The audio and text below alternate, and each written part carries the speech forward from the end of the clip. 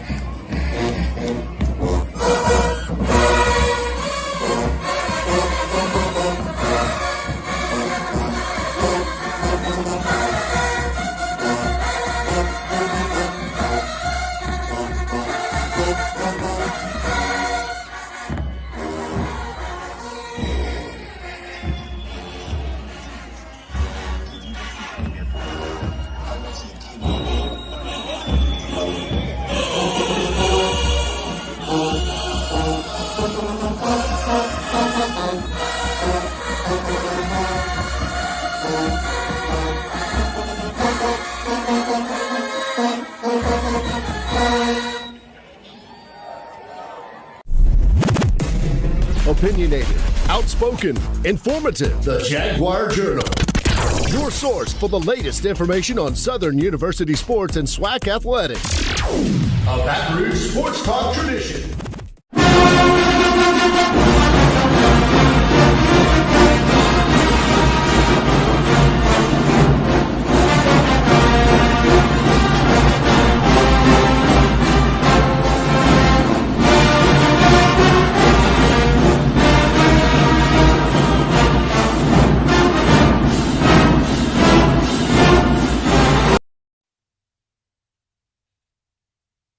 And good morning. Good morning to all of our friends out there in Radio Land. This is the Jaguar Journal. I am Brandi B. Harris. Mike stays on it. I love that he stays on it. Perry is not here today. He's on the road today. But happy Saturday to everybody out there in Jaguar Land on this beautiful Saturday morning. I hope you are all staying cool and hydrated because it's going to be a hot weekend. At least here in Baton Rouge, we're supposed to get temperatures in the upper 90s. It's going to feel like 107. So whatever you're doing, wherever you are, make sure you are taking care and being well. But it's still a wonderful time. We've had some rain, so I'm excited that it is Saturday. And there is no rain today or this weekend, and I can enjoy some time outside, and I hope you can as well. There is a lot going on in Jaguar Land, and we've got a lot to get to. We will hear from Perry in a little while, maybe after the next break. And we've got a lot of guests this morning, starting at 7:30. And then we have so much to talk about. First, I do want to talk about an event that's coming up next week that I get to be a part of. I'm emceeing the Circle of Achievement Awards Gala as a part of the Southern University Alumni Foundation's conference that's happening next week, the 27th through the 30th. This gala is happening next Saturday on the 29th at Southern University at the Royal Cotillion Ballroom at the Smith Brown Memorial Union. And we will be there having a good time. That's happening next Saturday at 7 o'clock with keynote speaker Mark Moria of the National Urban League. We're going to have a great time. Again, we're raising money for the Southern University system, the only historically black college university system in the entire nation. So super excited about that. Again, we've got a lot to get to. Football, they're already getting to work. I hope everybody is as excited about football season as I am because it is my favorite sport. I'm a fall baby. So we look forward to when the temperatures get cooler. That's why I make such a big deal about the temperature and the weather, because I love when the temperature gets cooler and we can start tailgating, wearing our nice spiffy dresses and clothes and getting ready for football season and tailgating out there with each other and being out there on the field. And I'm so excited because I saw this week that the football team had Coach Graves had his inaugural football camp.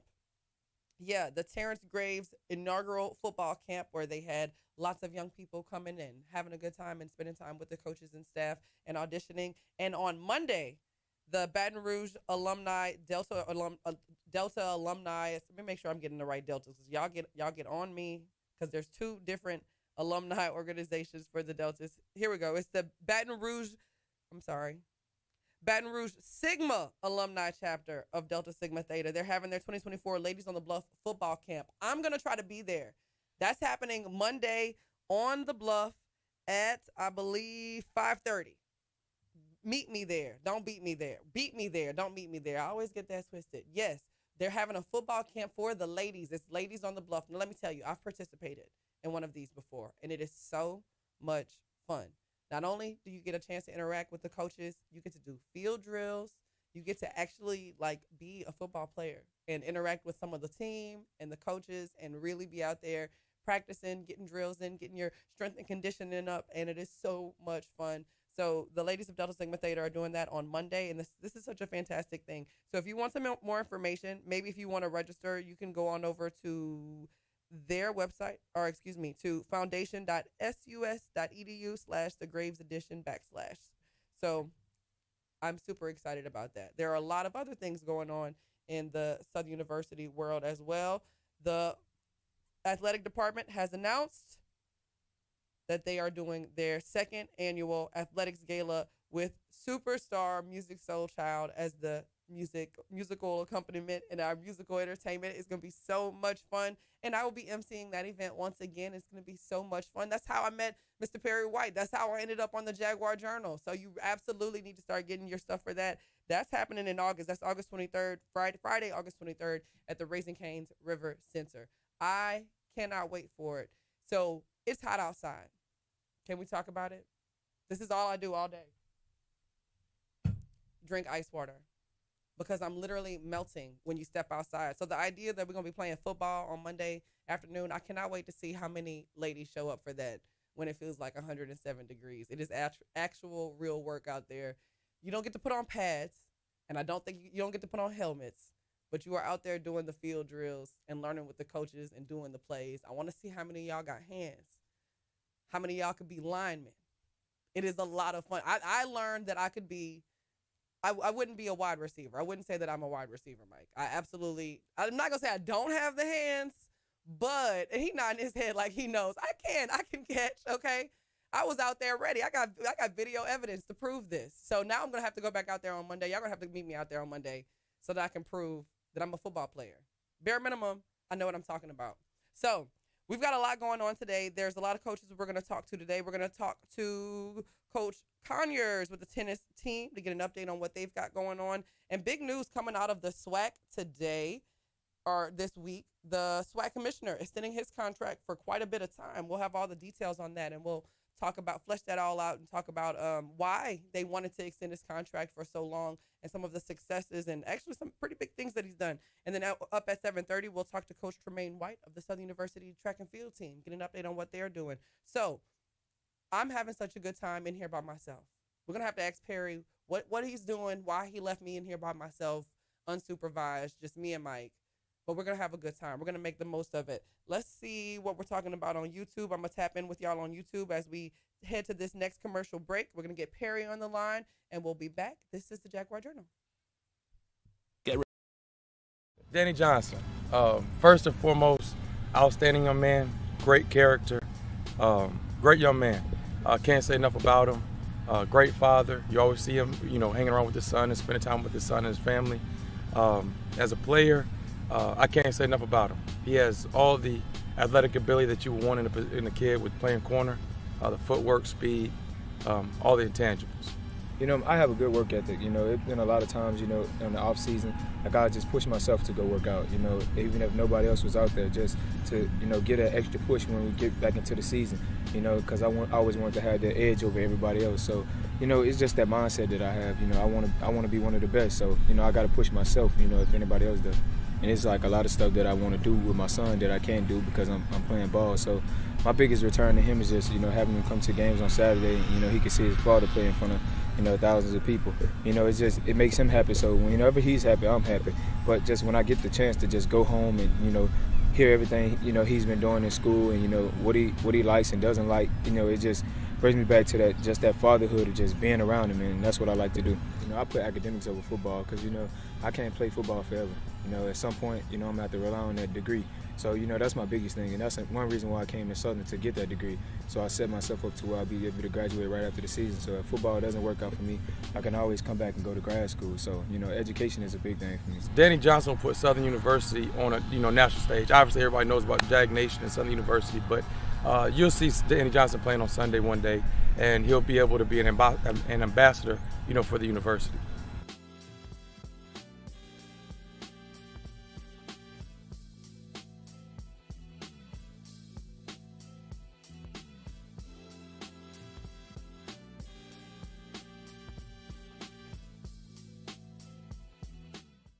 What's going on, everybody? I am Perry White. I'm the host of the Jaguar Journal. I want to make sure that you guys tune in live each and every Saturday morning from 7 a.m. to 9 a.m. on 107.3 FM. We also have our affiliates in Alexandria, Louisiana, as well as down in New Orleans. And if you're not able to catch us on radio live, you can subscribe to our YouTube channel as well as follow us on Facebook. It's the Jaguar Journal.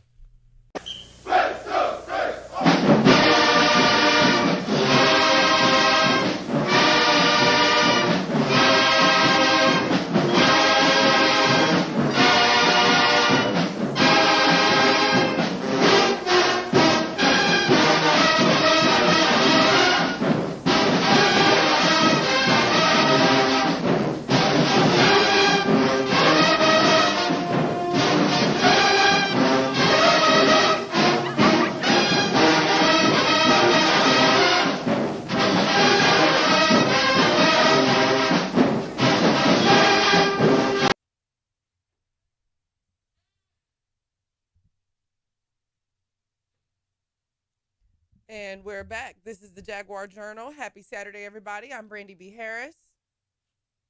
We got a lot going on. See, Perry not here, so we all trying to make sure that we're coordinated and ready on this beautiful Saturday morning. How is everybody doing on this beautiful Saturday morning? I checked the comments. I see a lot of y'all are in North Louisiana or in Dallas. Good morning. Good morning. Good morning. Thank y'all for joining us on this early Saturday morning, 7:18 on a Saturday morning. Do we have Perry on the line?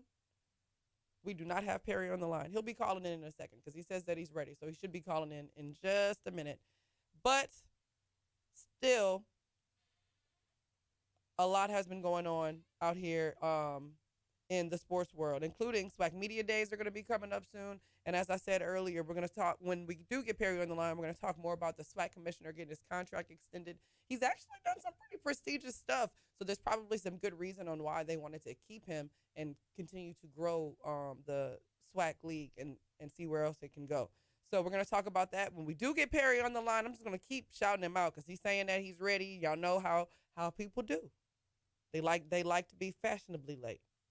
Fashionably. See how I do my glasses like that? So on this Saturday morning, as I told y'all, other things that you can be looking forward to next Saturday, next week, the Southern University Alumni Foundation is having their national conference right here in Baton Rouge on Southern University's campus. You can tap in with them on their website, and I'm going to be emceeing their keynote speaker gala next Saturday at the Smith Brown Memorial Union on campus at the Royal Cotillion Ballroom, of course. Guest speaker Mark Morial of the National Urban League, and you may know him. He's the former mayor of New Orleans. His father, Dutch Morial, the former mayor of New Orleans, way back in the day. They've done some pretty big things. So very, very excited to meet him and be there for that on next Saturday. So tell me, what are y'all getting into this summer? Because all I can think about is being by the pool because it's going to be feeling like 107 degrees outside. And it's going to be very, very, very hot. Very hot. H-Town.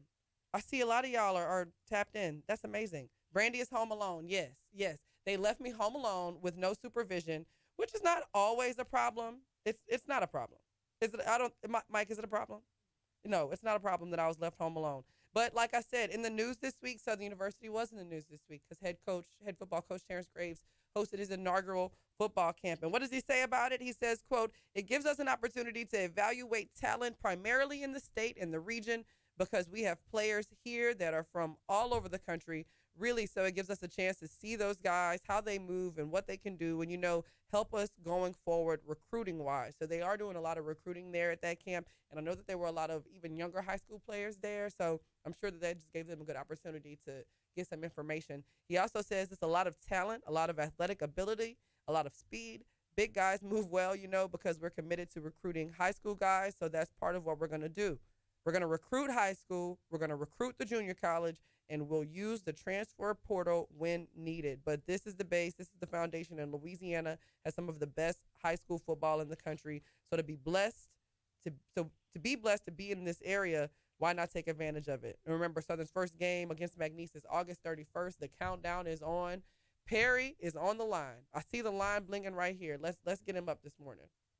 I could have been just a random caller calling in to say you're doing a good job. It could have been, but I was expecting you. It could have been, but I was expecting you. So I was willing to play psychic this morning to say, that's Perry White right there on the line. Good morning. Good morning. You're a really good psychic because it is me. Well, how are you doing this morning? Oh, I'm doing all right. You're doing a good job. You're holding it down. And, I was just going to let you rock the 2 hours by yourself. I thought you just had it under control. Yeah, well, I can act very well. This is what I do, so I can do it. But it's always better to have a partner to bounce it off of, Well, we got it rocking and rolling this morning. So we're going to have Coach White, Tremaine White, who is the track and field coach at Southern University, going to come on and talk with us, as well as Jeff Conyers. Get a conversation with both of those guys, talking about their programs, off-season, what recruiting is like, and as well as some academic success that both of those programs have had, including with tennis and with track and field. And Coach White will be able to talk about it a lot more with some academic success. And, at the end of the day, Brandi, that's what it's all about. We talk about these student athletes. We talked about it about a week ago, discussing about, the difficulties in the world of being a student athlete. As fans, we sit in the stands, we watch them compete, we want to win championships, but life is so much more than just us watching them from in the stands competing. It's the life outside of on the field, off the field, on the court, off the court. It's their personal lives and it's life that involves why you came to college, and that's getting the education and degree. So it's going to be interesting to talk to them, because we often, when you do get a chance to talk to coaches, we miss that aspect because we're so caught up into the competition side of things, who you're playing against, competing, the rivalries, the results. But then we often miss the human being of the student athlete, and what are they doing in the classroom? And to me, that matters a lot more, because that's success that you're setting them up for in the future than what we always look for just as fans. And as fans, we often forget that they are human and that they do have life outside of sports as well. Right. No, I mean, that's pretty much what we talked about last week. They are student athletes, and even though we want them to perform on the field, there's so much that goes into being a college student. I guess I always had a lot of empathy for student athletes, because when I was a student, my perspective for them was always that I can just go to class and I get to make my little mistakes and nobody has to, you know what I mean? No. Whereas they're on a much larger platform and there's a much larger or higher fall from grace for them, however they're living. So you've got to have a lot of resources for them. They have to have, mentors, and those coaches have to be tapped in with them. And to me, it always seemed like it was very stressful. So I have a lot of respect for the student athletes, especially the ones that are on the commissioner's list and all of this, you know what I mean? Because they are both performing on the field and performing in the classroom. I think it's quite admirable.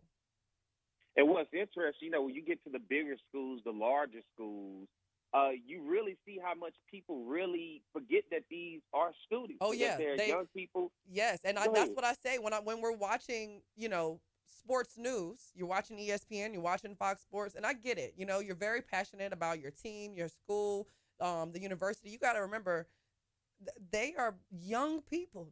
Some of them are just kids. You know what I mean? And there's a lot of pressure on them to perform in front of these huge platforms in front of a lot of people. And in order to be able to do that, they have to keep the grades up. And that has to be any one thing I keep up with coaches, and one thing I've learned from talking to administrators at different universities, Perry, is that they look at those retention rates, they look at those graduation rates. When I hear a coach say, it is important to me that a student athlete leaves here with what they came for, a degree, I respect that, because I know that it takes a lot of work to keep a bunch of young people focused on the task at hand, which is performing in the classroom and performing on the field or court, or your respective sport. And that's the tough part when you look at,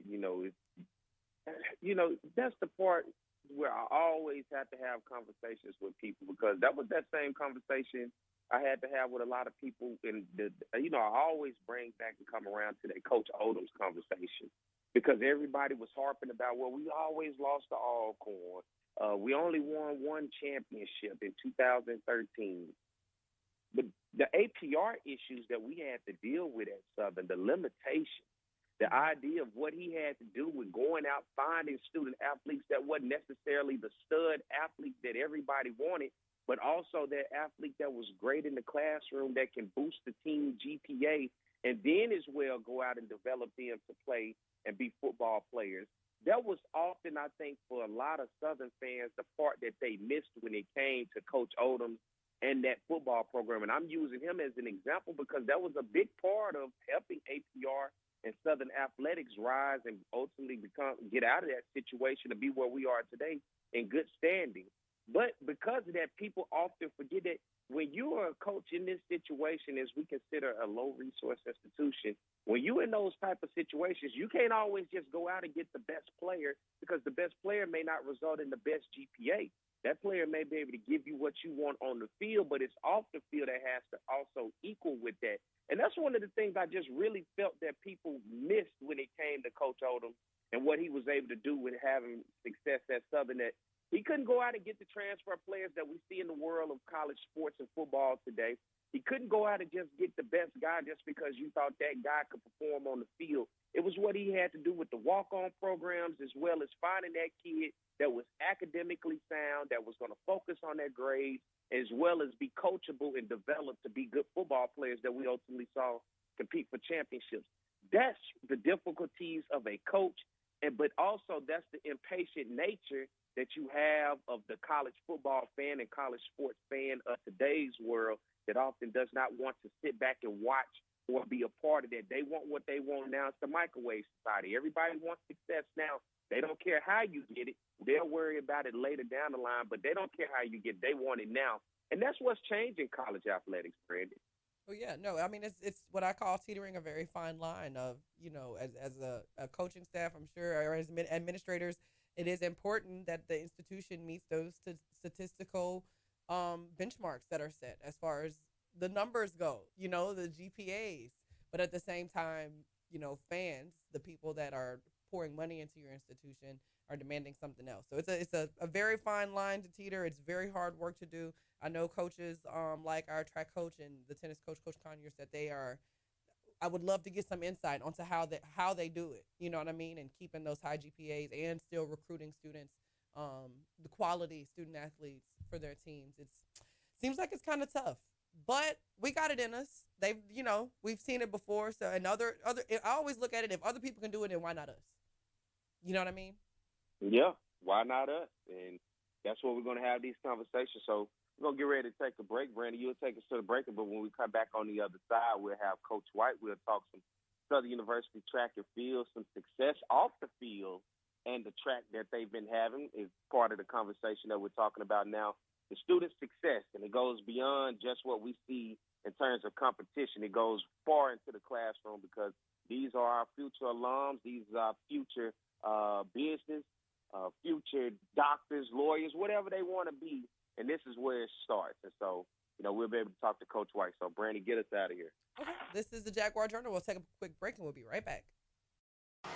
It's On the Yard Sports, and I'm Perry White. And what I need for you to do is go follow and subscribe to our YouTube, Facebook, Instagram, as well as Twitter right now. Talk about offense, we talk about Southern, and it begins with their passing game. Tom, beyond potent, we're talking about high octane, we're talking about fast break, we're talking about 41 points a game, some 500 plus yards since Terrence Levy has taken over this offense. Because that young man doesn't drop any ball.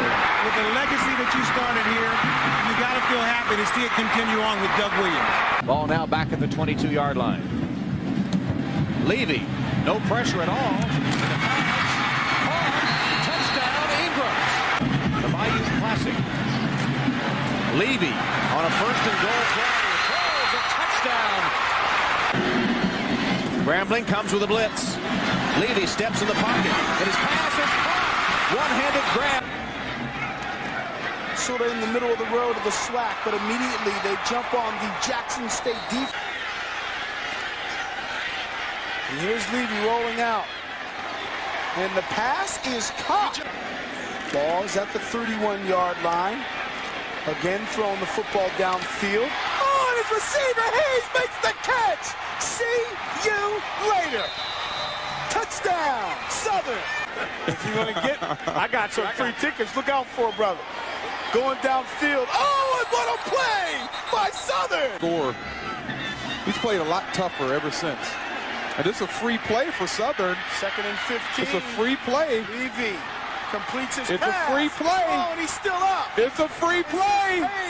Hayes is going to continue running inside the 10, the 5. Unbelievable Michael Hayes. 3rd down. And 23 for a first. Levy over the middle. Nice pass that time. 2nd and 20. Levy doesn't have to get it all, but he's going to have to pick up some yards. Here he is throwing. Nice catch made. Receiver, Michael Hayes. There he goes. Hayes makes the catch.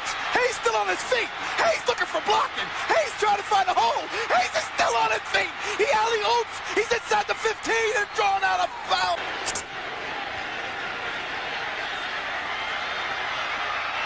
Touchdown. Backfield. Plenty of time for Levy across the middle. Has his man at the 15. You know, I don't know if you want to break the spirit of Terrence Levy or not. Here he wings one wide open down the middle and a one-handed grab made. The way. 3rd down in 4. And here's Lewis off the catch. Lewis still on his feet. And Lewis is streaking down the sideline. Touchdown. So they move back 5 yards. Levy on 3rd down. Looking down the sideline. Yes, sir. Big time player. Guys, step. Good morning. This is the Jaguar Journal. Happy Saturday, everybody. Thank y'all for joining us. I am Brandi B. Harris.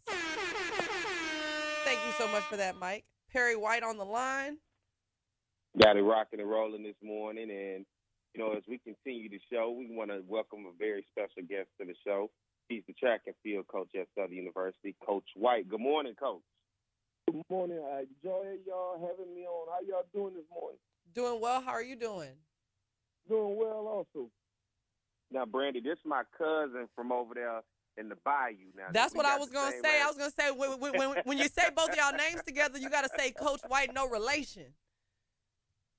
Well, my cousin on the other side. Okay. Well, hey, cuz. On the other side.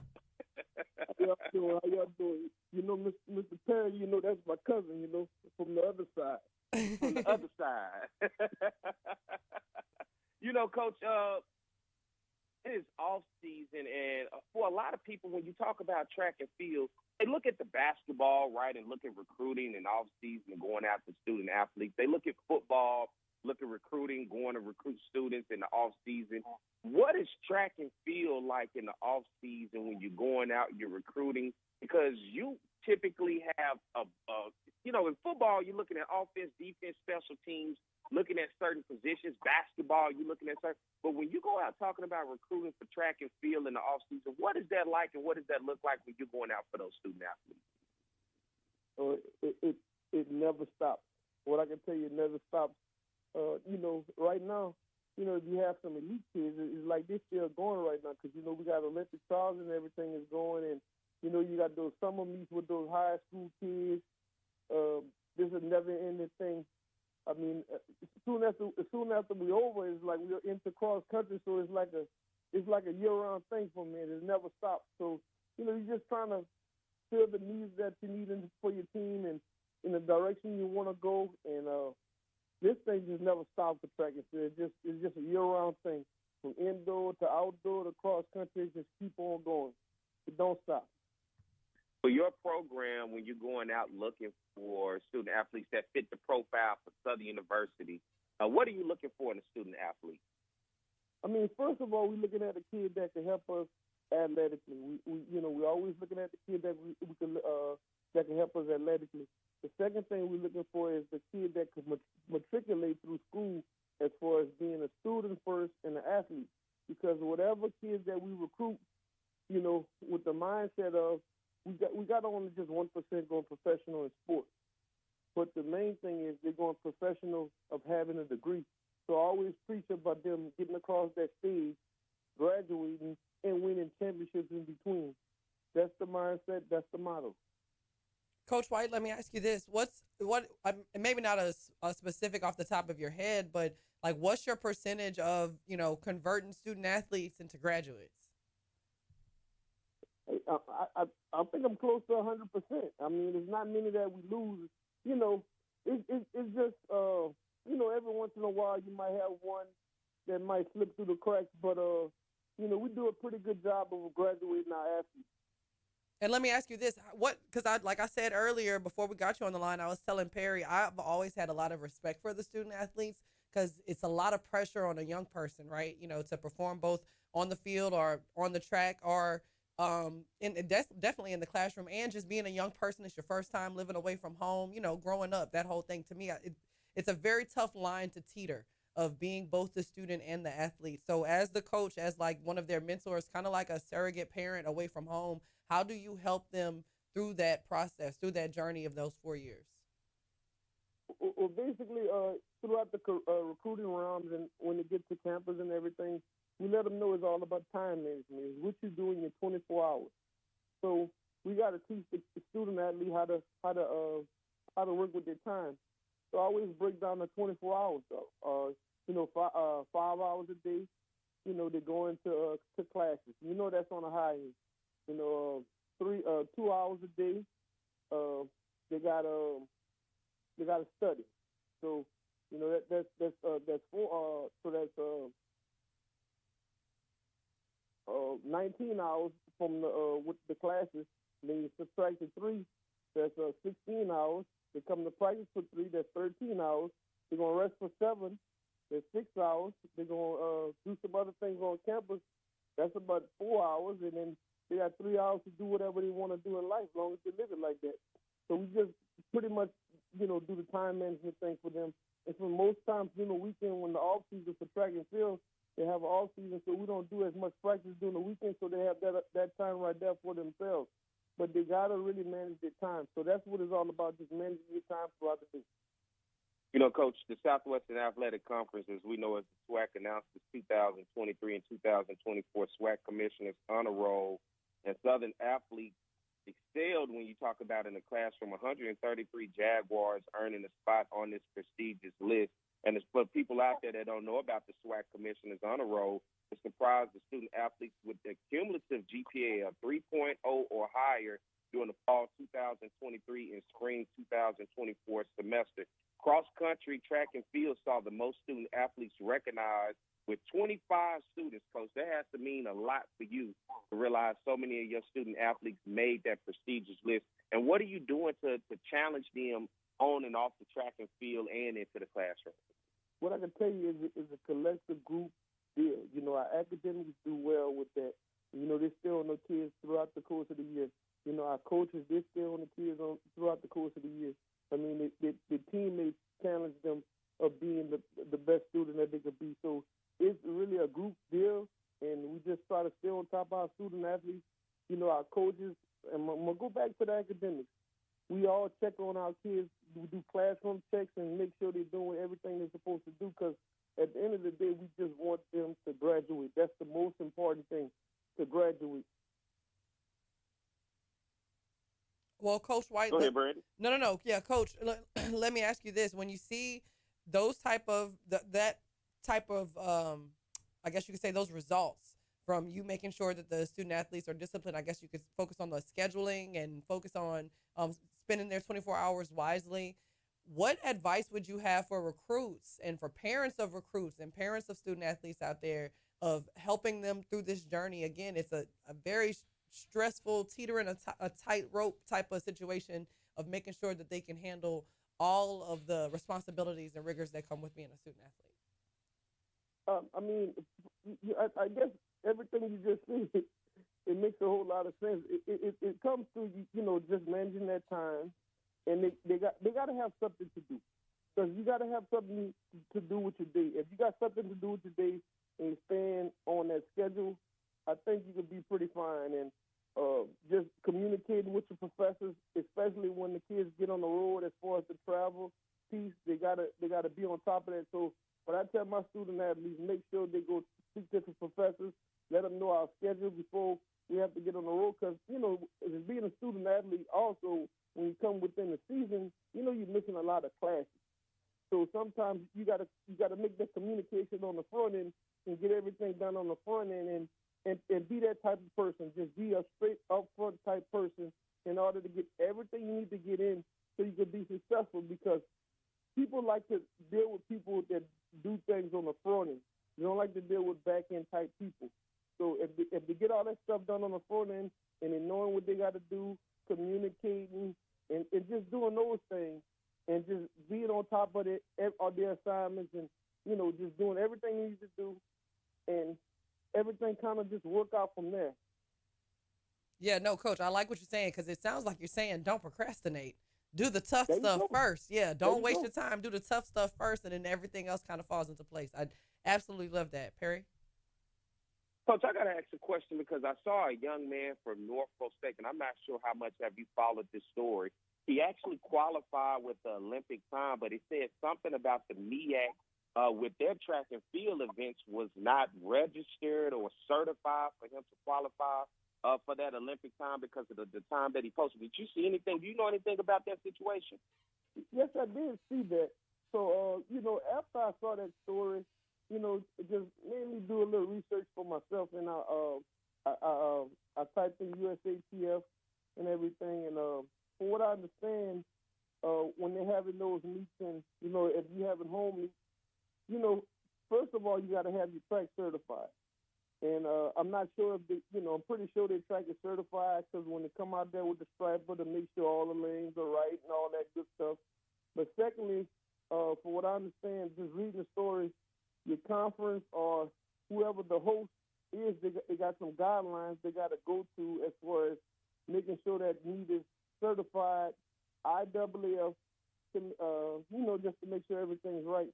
And I'm not sure if that conference may have went through the whole paperwork side of it, but it's a learning thing, it's a teachable moment, and I know they're gonna get everything rectified. So but it's just tough to see that kid not being able to compete, and I thought that they could have probably overturned some things to let that kid compete, but it's all a teachable moment. I know things happen at times, but it's unfortunate that it had to go through that kid in order, to get some things right. But I think the conference is going to do a great job in the future to make sure they don't have no other kids that go through, because things happen, and I know mistakes happen, but it's just at a tough time.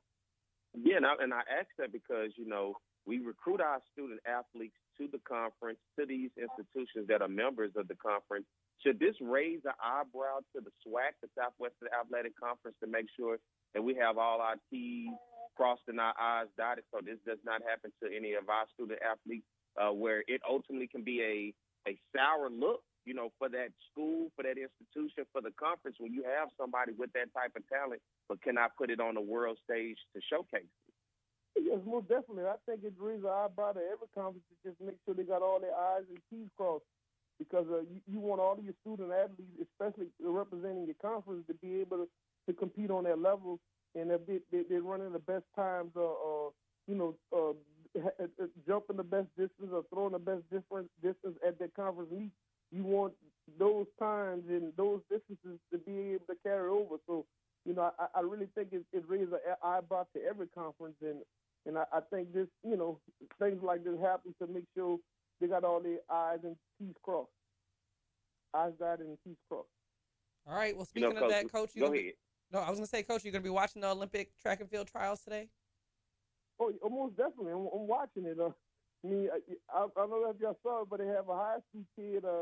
He's under 16 years old and just ran 44.66 in the 400. And that kid got a chance to make the team. And wow, he's not even 18 years old. He's still in high school. I love the Olympics. I love it. So I'm going to be excited to watch it right along with you. Yes. Yes. Coach, this is a question I wanted to ask before we get ready to let you go. We talk often about NIL, right, in those big-time sports that everybody loves to watch, football and basketball, but track and field is a big-time sport. What does NIL look like in the world of track and field for the bigger schools? And give us an insight of what it looks like for a school like Southern or SWAC schools trying to find name, image, and likeness deal for these student athletes. I think it's huge. I mean, I think that NIL is going to really separate like schools that can really do it and schools that not able to really do it, because it's going to separate the talent a little bit. And so schools like Southern, we may not have as much as other schools, but I think if we could get into the game of having some more, it'll give us a better chance of getting a better athlete coming out of high school or JUCO college kid or a transfer. That's going to be the name of the game of really trying to get the better kids nowadays, because if you're not able to get those deals like that or whatever, it's going to be hard for, smaller programs to attract those big-time athletes. And it's really going to separate things. And it's kind of tough, but it's the days now. So if we want to be able to get those type of athletes, we're gonna have to find things for the kids that we want like that in the future. And I wanted you to say that so people out there can hear it when they talk about these programs, because college athletics, when you look at the balance beam, I mean, it's always kind of been unbalanced, but now that you added in NIL, it's really going to be unbalanced when you talk about top-heavy, those big-time schools and programs with those boosters and the donors that they have with the money that comes behind them. And sometimes, you get those athletes who you are able to get in the SWAC and many other schools that on our level, but it just made it just that much harder to get those athletes unless, they just jump into this world of the transfer portal at this point. I mean, you totally correct. I mean, when you look at this NIL stuff and college is able to do the NIL, they can have more than the allotment of the scholarship athletes that was on the team just through basic NCAA numbers. So they can actually have more, especially in a sport like track and field, because we are equivalency sports. So we don't have to have like a cap on how many scholarship kids that we have. So it really makes things unbalanced. And the schools that really have, they can have way more than what they need in order to do some great things. Well, Coach, we want to thank you for coming on this morning, man, and having this conversation, because I feel this is needed for a lot of people out there to start to realize this ever-changing landscape of college athletics, and it goes beyond just the sports that we typically watch of the football and basketball, but it's the track and fields, it's the tennis, it's the soccer, it's a lot of other programs that are out here that are being affected with this changing landscape. And not only that, what you're doing in the classroom with your student athletes, man, that's what I have to commend you for and give you your flowers, man, to have that many 25 student athletes on the SWAC commissioner honor roll, man. That says a lot about what you're doing and getting these young men and women prepared for the world, getting them ready to be young professionals. Man, hats off to you and your staff and the coaching staff. Before you go, give the name of your coaching staff, because I know it's just not you. It's just not me. We have Freddie Glover. He's associated head coach, Coach Princeton Turtles. We have Courtney West, who coaches the jump. We have Coach Esau Lawless. He coaches the distance and the mid-distance. We have Coach Tawana White. He coaches the throw. And, of course, myself, Coach White. Well, Coach White, my cousin from the other side, man, I appreciate you coming on this morning and hanging out with us and being able to shed some light on an ever-changing world of college athletics, Coach. Appreciate you. I appreciate you also. Y'all have a great one. Thanks, Coach White. You have a good one. All right. Well, Perry, you want to take a quick break? Yeah, let's do that. All right. We'll take a quick break, pay some bills. This is the Jaguar Journal. We'll be right back. It's On the Yard Sports, and I'm Perry White. And what I need for you to do is go follow and subscribe to our YouTube, Facebook, Instagram, as well as Twitter right now. T.R. Ricks is a fifth-year senior who's getting his first chance to drive the train that Bob talked about. And right now, he's driving it quite well because the Southern Jaguars are kicking butt in the SWAC conference. As Bob mentioned, 6-0 overall in the SWAC, and T.R. Ricks has played so well, over 2,000 yards passing. In the last 3 games running the football, he's been over 100 yards on the ground. The respect factor that he gets from his teammates is incredible. As a fifth-year senior who's never started, they elected him captain. And the numbers he has put up are represented on your screen. 27 total touchdowns on the offense, a pass percentage of nearly 60%. He could be the SWAC Player of the Year on the offensive side. Best, and they're going to get a huge dose of the best offensive player in the SWAC, and that being Thomas Ricks. Yeah, what Thomas Ricks has found a way to do is just beat defenses either with his arm, with his feet, or with his leadership capabilities, finding a way to win the games late with fourth quarter comebacks. He showed versatility and athleticism. He's a tremendous athlete that knows how to win, most importantly. Really is a leader both on and off the field. I just think it has come to a maturity level. I have a 4-year-old son, and, when he was born, I had to grow up fast, and, just staying in school and practicing every day, trying to get better every day, just so he can have a better future. It's just been my inspiration. So, I just think that's my motor that drives me and, keeps me in the game. His 4-year-old son, Collier, has not missed a game this season. They throw the football around in Rick's dorm room at Southern, and he says it's great playing football with Collier. 1st and 10. Ricks. He's got Vernon. Vernon makes the catch at the 45. They can run the entire offense with all those guys in the game. Ricks to Vernon. 1st down. Holmes in the backfield. Ricks. 1st down. Gage on the tackle, but not until Ricks picks up the 1st down. 2nd and 7. Ricks. Overstreet's got it. Across midfield. Ricks has a receiver downfield. It's caught for a touchdown. Territory. Ricks fakes the pitch. Gets inside the 15. He's in the type of young men that represent his philosophy in life and in football. Ricks in a shotgun. He's going to run it out to the 10. And 2nd and 11 after the holding penalty. Sidearm toss. And a nice catch. Ricks on the 1st and 10. Little draw play. Takes it outside. He's got the 1st down. But Ricks going to take it up the middle. Good morning. Welcome back. This is the Jaguar Journal on this beautiful Saturday morning. My name is Brandi B. Harris. Perry White is on the line with us this morning. Thank you for the horns, Mike. Good morning to everybody out there in Radio Land. Good morning, Perry. Good morning, good morning, good morning. We got it rocking and rolling this morning, and want to thank Coach White, my cousin from the other side, for coming on and talking to us. Did you get some insight, Brandi?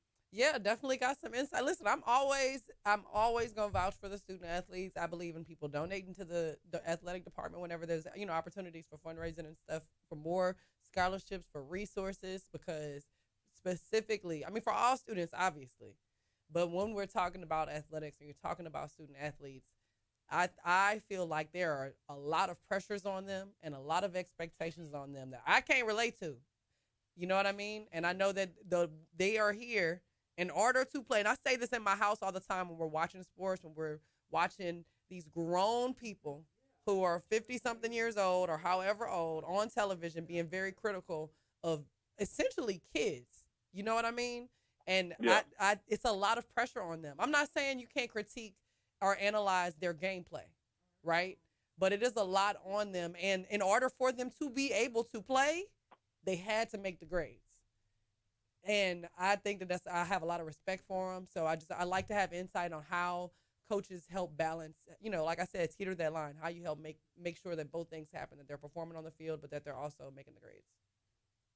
And, just for anybody who go to college, you realize how hard it is to stay above that 3.0 range, especially once you get into your major, because you're balancing personal life, you're balancing in the classroom, trying to find time to study, do homework, do reports, do whatever the things that you need to do for that particular class. And professors don't care what you got going on in that other class while you taking their class. And then to balance it on the track and field, like what's happening with Coach White having 25 student athletes with 3.0 or higher GPAs, man. When you factor all that in, for me, that's what success looks like. That's what it's all about. And that is tough for anybody to do when you're balancing all that on top of having that personal life, trying to find that study time, then going out and then making time to perfect what you came to school for. And that is being not only the student, but the athlete as well.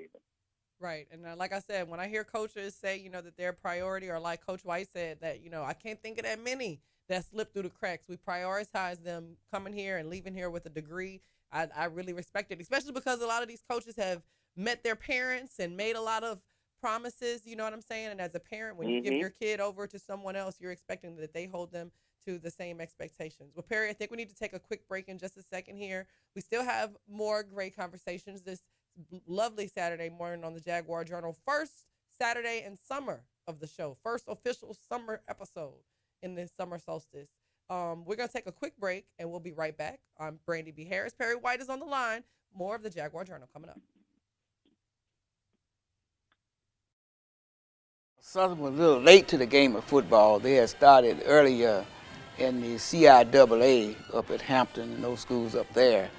And when J.S. Clark became president of Southern University in 1914, he had already visited the Tuskegee and these Howard and the other schools, and they had a football program. And he wanted to compete with them, not just in the classroom, but also on the football field. So it started as an intramural. We had intramurals when we first came in 1914 through 1916-17. And then the intramural program evolved into the varsity, into the football program in 1918. Coach Big Charlie Holmes from Colorado State, he came here as an assistant coach, but he took over around 1922, 1923, and he did very well through the early 20s. But he came up to 26. He broke even. He was expected to do well, and 27. I don't find any records where he won any games there, and he was replaced. But the person he was replaced by was a legendary. Name is Bryce Union Taylor from the University of Southern California. Out there, he had been an All-American. He was the guy that stopped the four horsemen of Notre Dame, and then he went to Chaffin University in South Carolina at 27. In 1928, he became the head football coach at Southern University and athletic director, and he really put Southern on the map. He had a lot of firsts. First of all, he had the first All-Americans we had came under him. Therefore, he had the greatest winning percentage in Southern University. He won 85% of his game here, and he had our first undefeated season in 1931 when he was 7-0, and but he was not declared national champ, but he was considered for that. But he was our first great coach during that early period, Bryce Union Taylor. We don't want to forget him. Arnett W. Mumford, he's a national icon in coaching. He had coached 10 years in Texas, Jarvis Christians, Bishop, and Texas College. But the last 5 or 6 years at Texas College, he was very, very outstanding. He won 2 SWAC titles, and he had won a national black championship at Texas College and 35. So therefore, Southern was interested in getting him here, and Dr. Felton Clark was very instrumental in the person to get him here. But his impact it goes much further than Southern University in the state of Louisiana. He won 12 SWAC titles, 10 of them at Southern and 2 at Texas College. And he won 5 or 6 national black championships. And also, he was very successful in the first interracial bowl game. the Fruit Bowl in San Francisco in 1948 when he played San Francisco State, and he won that game decisively. But his influence extended much further than the boundaries of Southern University. He was recognized nationally as a great coach. His winning record, well, he didn't coach over a period of 35 years, and a couple of those years they didn't have teams because of the war. But he won 246 games, second only to Eddie Robinson with his 402 game over 55 years, I should add. And so it always had loyal supporters, and they would follow the team everywhere they would go in large numbers. So Southern became the team that everyone loves to beat. Loves every Saturday. It's the toughest game we have every Saturday. So if they don't win another game, they figure if they win the Southern game, they had a good season. And because we carry a large crowd with us everywhere we go too, so a lot of people like that. And we like to brag about how good we are. And of course that helps out. But it is a vista to the university, using the football athletics period to use that way to introduce the university to people who may not have known the university.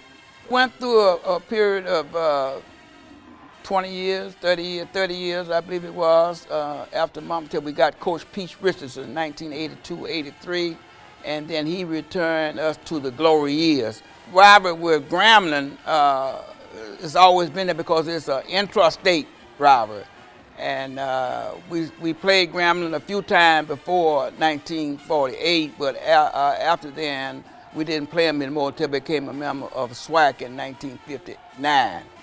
But FAMU filled that void with Jake Gaither and A.W. Mumford. Those were some of the greatest games that you ever would see, and they became our main rivalry after 1948.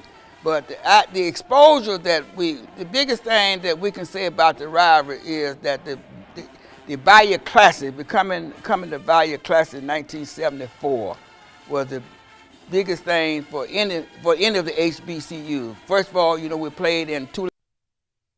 Good morning, and thank you for joining us. This is the Jaguar Journal. I'm Brandi B. Harris.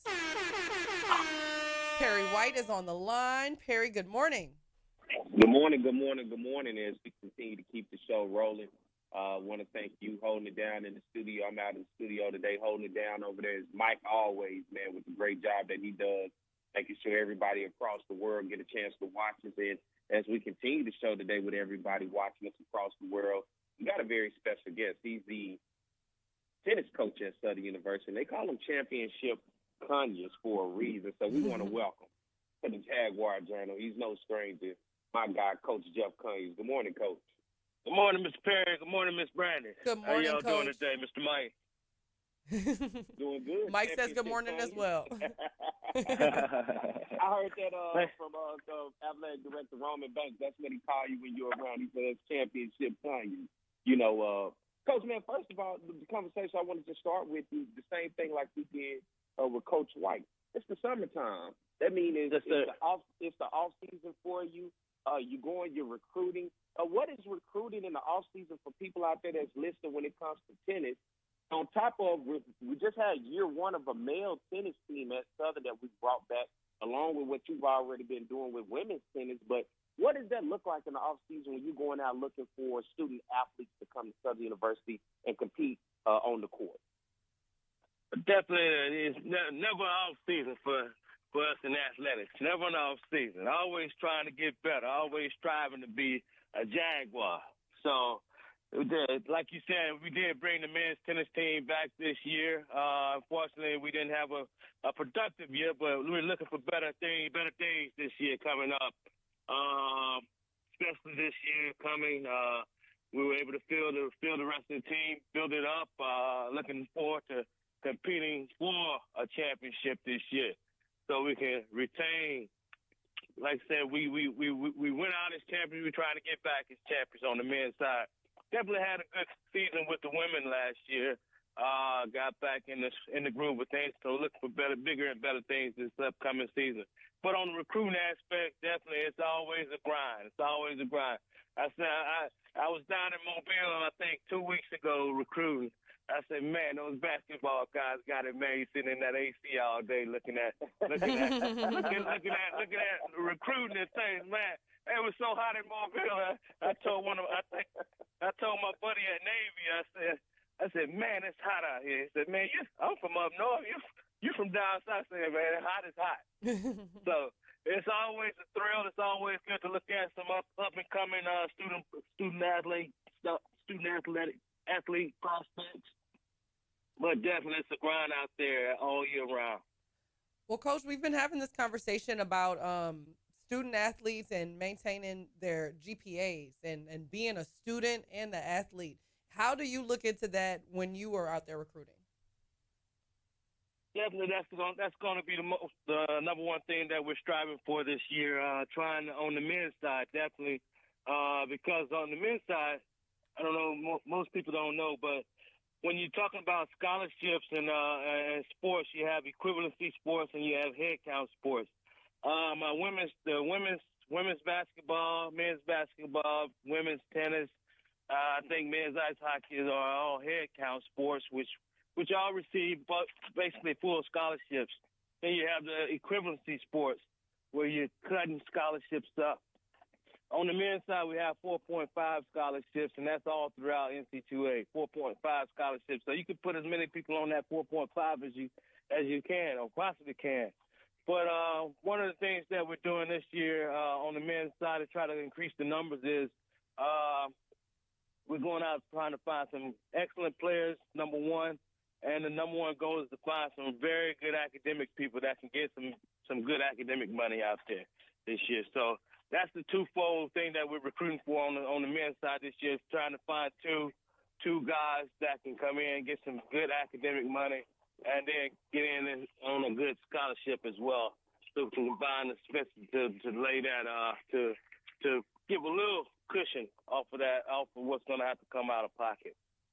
Coach, is that a sacrifice a lot of times when you go out and you see a guy that could be a stud or a young lady that could be a stud in terms of that tennis game, and not necessarily that stud in the classroom with the GPA? Or sometimes when you see that, are you willing to take a chance and try to develop them both on and off the court, in the classroom and off the court, or are you just looking for that balance when you're ultimately looking for a student athlete?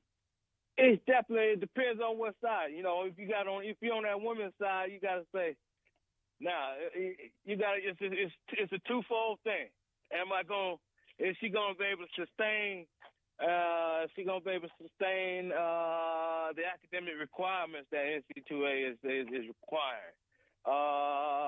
On the guys' side, and same thing on the guys' side, but definitely, this day and age, all the guys think they're worthy of a full scholarship. That's not too much foreseen in the men's tennis round anymore. So definitely trying to find the academians. You could probably take that chance, and we have taken that chance on the women's side. We have taken that chance in the past on the men's side, but we just can't do it on the men's side anymore.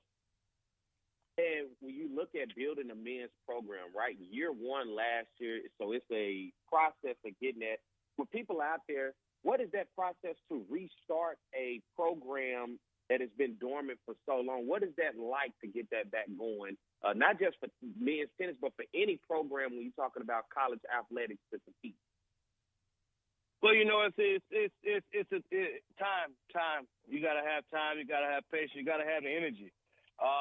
You got to have the dedication, and you got to hopefully wish and pray that your fan base is going to have that type of feeling as well. Like I said, last year we took our bumps all through the season, and so it was a 2-year process trying to build this program back up. Unforeseen things happened where some of the players weren't able to play that we signed, so it left us in a hole last year. So this year we're in a better place. We're in a better place this year coming up. Looking for better results, looking for better, just a better program in general. So it's always, just depends on how everything is going. I do the same like I did with Coach White. The Southwestern Athletic Conference, known as the SWAC, announced its 2023-2024 SWAC commissioners on the roll. And Southern had excelled on this list within the classroom with 133 Jaguars earning a spot on this prestigious list. For anybody that's just tuning in, the SWAC commissioners on the roll is comprised of student athletes with cumulative GPAs of 3.0 or higher during the fall 2023 and spring 2024 semester. You have 5 young ladies on the tennis team make this list, and 2 males, 2 young men on your men's team, total of 7 people out of your program getting on this prestigious list, Coach. How do you get them to balance on and off the court, being able to balance student life, their own personal life, as well as then getting out and then training to go out there and compete to represent Southern University? Through the fear of God. You know, I was an education major. I was born in an education family. So when I'm recruiting these student athletes, you know, I tell them, hey, you're here for 2 things.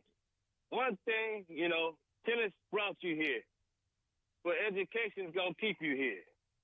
So if you don't have those classes to be productive in the classroom, you don't need to be with our program, you know. So it's through the fear, you know. All the student athletes in the past have taken the charge to produce in the classroom. Most of all, you know. Right now we have some that don't know how to balance, that aren't willing to put everything in the classroom and on the field, you know. So, you know, I tell them, hey, you gotta produce in the classroom, or you gotta go and find somewhere else. And it's tough these days with that APR. You know, one bad recruiting class, somebody you think is going to be that's going to help us out on the field or the court and in the classroom just doesn't happen.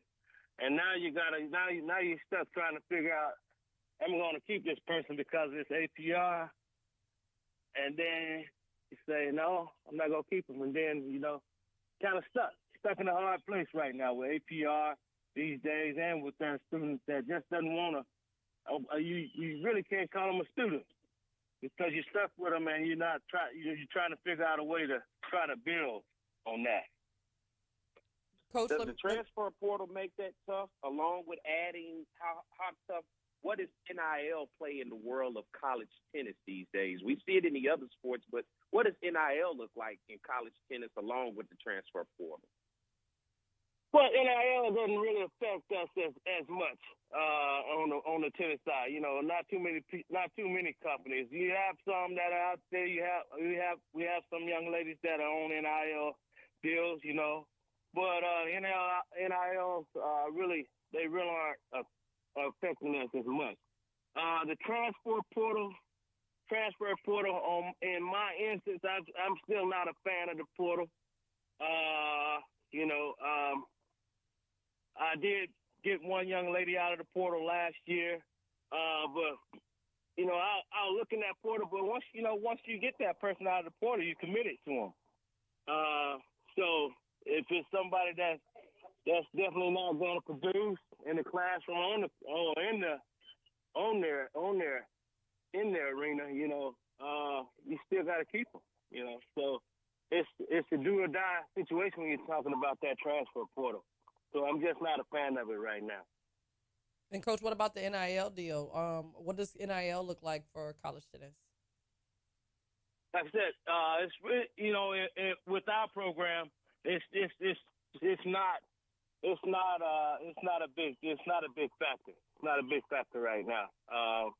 Especially on the women's side, we have student athletes on that full scholarship, so they're basically trying to get in, get out. If they can get a little pocket change from posting a couple of posts and things of that nature, then they go and get it. But that hasn't been affecting our sport as of yet. Well, let me ask you this. Going back to that student athlete, that GPA conversation, I love that you said you're from an education family. I am too, so I can totally relate. What if you off the top of your head? I know it's going to be tough off the top of your head. If you had to make a guess, what percentage of your student athletes leave with a degree? Like they complete their 4 years and they get their degree. They get their degree. Always 100%. Always 100%. It's all about, you know, all throughout my career, I've tried to get my players in 4.5, 5 years at the most. Sometimes 3.5. But they're going to get those degrees. So, and also it's not always about getting that degree. I want them to get that degree and be successful, you know. I always tell them when it's coming down to education, hey, I ask them, the first question I ask them, I say, how many universities are there in the world? Most of the time they're going to say, I don't know. How many student athletes, how many people majoring in trying to get their major in your area? They don't know. So I tell them they have to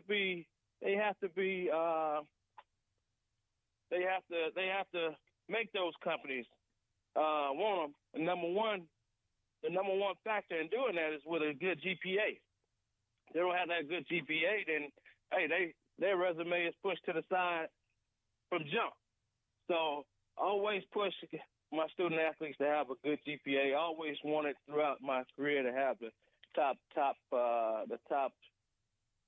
program through academics. And that's what we're trying to get back. You know, we had a couple of players that, you know, my men's team, again, we didn't have the numbers this year, but definitely with the numbers, we had those two guys that got on the academic honor roll, and they held up the highest GPA. But the other guy, one of the other guys, they didn't have a good GPA. So those two guys, they pretty much propelled the GPA high enough to be able to compete and have the top GPA in the department. That's one thing we're trying to get. You know, back in the days when they were calling me championship Conyers and we were winning all those championships, we won championships and we led that on both sides in academics. Top academics on the women's side, top academics on the men's side. So that's what we're trying to get back. Academics first, championships second. So it is doable. Love that. Let me ask you this before we get ready to let you go, Coach, because this is some great insight. And you're talking about preparing your student athletes for the world, and you have done that because you have propelled some former student athletes who are Southern University alums to become head coaches. Talk about that and the success that they've been able to have in life. Well, yeah, no, I'm very proud, very proud. I get emotional every time I talk about these young ladies that we have. Not only the two young ladies that, you know, I have some young ladies that are head coaches. One just recently got the head job at the University of Indiana. Then last year I had one young lady, Lois Alexis, over at Minnesota, University of Minnesota. So always happy when I'm speaking to them. Those two young ladies, and I already got my date circle, April 13th. Those two young ladies, they face off with each other up in Minnesota. So I'm definitely going to fly out to that match and go and root both of them on. You know, I think I'll just wear a neutral color shirt and some pants and sit back, keep my heels up, and just watch their match. But definitely proud of those two young ladies for soaring and reaching their goals. And I just don't want them to be stagnant. I want them to keep reaching higher goals and things of that nature. But definitely we got some more students out there that I'm very proud of in the tennis field. They got a guy out in California. He has one of the best junior programs out there, sending kids to most of all the top D1s out there. So definitely we're producing good student athletes, good graduates at Southern. You know, back in my day, we used to say, man, you can survive Southern, you can survive anywhere. And it's coming true. You know, you talking about those neutral colors. I got two good neutral colors, blue and gold. You can wear. Yes, sir. I wear that blue. I wear that blue and gold. That's right, Mr. Perry. I wear that blue and gold to that match. And you know, I said first thing I get to see that AD, I'm gonna thank him for trusting in the Jaguar background, trusting the Jaguar to lead their programs. You know, we're very proud, get emotional, like I said, every time I think of these. How well these young ladies are doing out there, and wishing them success, and hopefully they'll be winning a championship a national championship soon. I know they have the drive. I know they're willing to reach for those heights. That's a beautiful thing. 2 former student athletes of yours, Southern University grad, and now 2 Big Ten head coaches in the world of tennis at the University of Minnesota and at Indiana. That says a lot about what we're able to produce. That says a lot about the student athletes that you're going out and recruiting, and most of all, that you're developing them to win championships, and then not only that, to be successful, and then take the things that you have taught to go on and then keep that going for the next generation of recruiting the next student athlete and getting them prepared, Coach. So it is an ongoing cycle. It's a trickle-down effect, and it starts with you. So say congratulations to you and everything you've been doing and the job that you've done over the years, Coach. And a lot of people don't realize you're doing it by yourself for the majority of the time. We're doing it by ourselves, but we got a good supporting cast. You know, so we've always been blessed to have a very good supporting cast to help us be successful and compete. And you know, those are the unseen tennis acolytes out there that a lot of people don't know, a lot of people don't see. But always I've been blessed throughout my tenure at Southern University to have those that have helped me to be successful and stay successful. Well, fantastic. Thank you for coming on with us, Coach, this morning. Brandi, go ahead. No, I was going to say thank you so much for coming on, Coach, and explaining to us, you know, that whole teetering, that balancing a fine stuff. It seems like it's balancing a fine line of making sure that you're getting quality athletic recruits, but also quality students, and also pushing them to get those degrees. Thank you so much for that information. A very insightful conversation. Perry, I think we're going to take a quick break, and we'll be back right here on the Jaguar Journal. Thank y'all for having me. Thank you so much, Coach. Thank you so much, Coach. We're going to take a quick break and pay some bills, y'all. We'll be right back. This is the Jaguar Journal. Darius Skelton has really had this wave of momentum for Southern. Yeah, first-year player in this program. I love his decision-making. He makes quick decisions, particularly when running the run-pass option game. That's his specialty. He's been an impact for this offense since he took over as starting quarterback. Well, Darius Skelton is a dual-threat quarterback. He can throw the football. He's very good at throwing the ball down the field. We're going to work on this spring those intermediate passes, but down the field, he's one of the better down the field passes that I've seen. Play action, Skelton going for it all, has a man, and hauling it in is Hunter Register. And then when you talk about running ability, he has running back capabilities. He can go the distance. He has the speed to go the distance. He has the power, and he has the vision. And I think when you put that with a dual threat quarterback, I think he's the reason why we're so happy about this coming season. Skelton feeling the pressure. Skelton eludes a couple of tacklers. He's still on his feet. Oh my! Little shake and bake juke booth, baby. Being a quarterback, man, it's not easy at all. It was hard being here and having the expectations to be the starter and not being the starter. It was overwhelming. Like, I was ready to play, and not playing when I was ready to play just made me kind of look at life differently and really think, should I be here or should I not? And I talked to God, and he just settled me down, and he told me to be patient. That's what I did. Skelton, who started the last 6 games of 2018 for the Jaguars. They went 5-1. Their only loss to Alcorn State in the SWAC title game. Taking the jet sweep, and Skelton awfully good with his leg. Blitz. Register, the receiver at the bottom of your screen.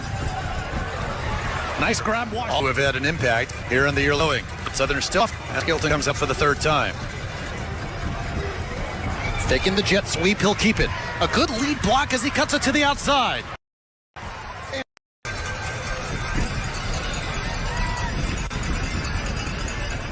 The fake to Ben. Skelton will run. And dragging with them for a few yards. Darius. The time, stepping up into the end zone, has registered. Flag down, catch made, touchdown, and it's actually first quarter yards. Southern 121, McNeese 40. Fresh set of downs as we begin the second quarter, and looking deep, Skelton for Register. What's going on, everybody? I am Perry White. I'm the host of the Jaguar Journal. I want to make sure that you guys tune in live each and every Saturday morning from 7 a.m. to 9 a.m. on 107.3 FM. We also have our affiliates in Alexandria. Good morning and welcome back. This is the Jaguar Journal. I'm Brandi B. Harris. Perry White is on the line. Perry, good morning. Good morning, good morning, good morning. And I want to thank Coach Jeff Conyers coming on, talking to us, and having that conversation, as well as Coach White with track and field and tennis, two sports that often may get overlooked because, you know, fans love football, basketball, and I'll say just a touch of baseball. But, you know, those coaches within themselves can give you a way deeper perspective of the life of student athletes and the academia side that you typically get on the other side from those other sports. And so it was good to have those conversations with them and get an understanding of what that world looks like, balance the student athletes in their lives and everything that goes into that, Brandi. Yeah, no, I thought it was a very insightful conversation. Like I said, it seems like it's a balancing act, you know, of getting both quality athletics but also making sure that they're making the grades, because that is what they're in college for. You know, despite all the hoopla around sports, you know, a lot of the attention and excitement, they are in order to play. I say this regularly in my house. In order for them to play on the field, on the court, on the track, they had to perform in the classroom. And like both, they have to do both. And it just seems like it's a lot of stress on them. So it's very interesting to hear from the coaches about how they recruit, how they're looking for those kind of recruits, and, you know, how they help them find that balance of academics and athletics. This is a part of the show that I've been waiting on because I want to ask this question. I know we have people in the comment section. There's a lot of people that's listening. And if you want to chime in on this, you can call in 225-499-1073. But I saw this interesting topic on Facebook just 2 days ago, and David Brown put it in a Southern group, and he asked a question to people: the top 5 most electrifying Southern University football players that people have seen. And it was an interesting conversation. When I looked at the comments and saw all of the names of different athletes that people have seen over the years, and when I always do it, I go from what I saw with my own 2 eyes. You know, you can always go back and watch video or film of guys and see, you know, that guy was good back in the day. But it's the guy that wowed you, whether you were sitting in the stands or in that time were able to watch it right there on television. You know, let's say a lot of people watch the Bayou Classic, but this was an interesting conversation. The top 5 most electrifying Southern University football players. Who were the players you saw most listed? Were there any players that like a lot of people were saying? Well, I'll give you my top 5 of who I saw, right?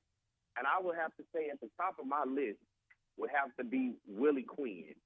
Anybody that had an opportunity saw Willie Quinn, who was a wide receiver at Southern. I think he holds the record for the most receptions as well as the most receiving yards all time at Southern University. But what Willie Quinn was really able to do was in the return game. He was a kick returner, punt returner. And, I mean, he scored against Georgia. He scored against Louisiana Tech. He scored against Tulane.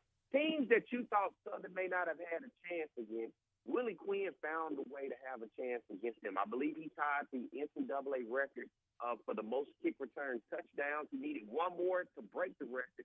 There was a flag at Jackson State the year he actually got it that brought a kick return back that he actually had. So he finished his career tied for the most kick returns in the career. But Willie Quinn, I have to say, was the most electrifying guy for me. Just what he was able to do at his stature, probably about 5'5", maybe 5'6" on a good day, and a good pair of shoes. But he was just electrifying. Number 2, I would have to go Leonard Tillery.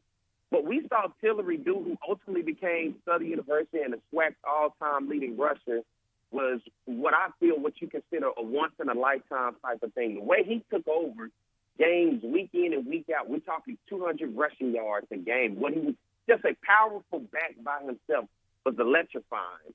Then I would have to go for a guy who played 1 year, Thomas Ricks, who was the SWAC offensive MVP in 2000 and what was that? Was it 2004? Took Southern University or 3, one of the two. Excuse me if I don't know, but Thomas Ricks was the SWAC offensive MVP. Took Southern to a SWAC championship, right? Southern fell short in that SWAC championship, but it was his 1 year that he was able to shine. And if you go back and look at that year, what he was able to put up offensively as the quarterback was just hands down great. I think for a lot of people, when you go back a little further than Thomas Ricks, you have to look at Michael Hayes, wide receiver, coming out of the late 90s into the early 2000s. Michael Hayes, who had transferred into Southern from LSU, was a phenomenal wide receiver, big-time playmaker. Anytime he was able to get the ball in his hand, you knew it was going to be electrifying. He can walk away from you with his speed. He can go up and catch it over you, as we used to call it. You can get mossed, or he can run through you just with his powerful body. And last, without saying least, is my homeboy from up my way. I think Ladarius Kelce, one of the most electrifying guys I was able to see as a quarterback at Southern University. You saw what he was able to do with his legs, his arms. He was just, anytime he had the ball in his hand, you never quite knew what he was going to do. And he did a lot when you talk about as a quarterback. He was a dynamic, dual-threat quarterback. And for me, those are my top 5 most electric guys that I was able to see with my own eyes during my tenure, being around and following Southern University football. But I know we up against the break. Brandi, take us to a break. I had to throw that in there real quick. But if you want to call in and give me give Brandi and I your top 5, you can call in 225-499-1073. I know there have been guys throughout generations of Southern University that have with a rich tradition and history that people have watched. But if you want to call in, you can do that. If you do it in the comment section, I go through the comment section and look at those. But you're more than welcome to interact with this conversation, because when I saw this, I thought this was very interesting, especially engaging with people, because a lot of people saw guys who they personally felt were the most electrifying. So tune in with us. Hey, be a part of the conversation. Comment, call in 225-499-1073 if you have your top 5 most electric. I'm not just saying the best. When I say electric, I'm talking about that wow. Exciting, factor, right? Exciting, yes. Yeah. I mean, a pick 6. So I was talking to somebody who you didn't see it coming. Okay, yeah, exciting and electrifying. Okay, yeah, well, looking forward to that. It looks like Perry woke up this morning and chose violence. He wants to hear from y'all. So tap in if you agree, disagree. 499-1073. Perry, let's take a quick break, pay some bills. We'll be back. This is the Jaguar Journal.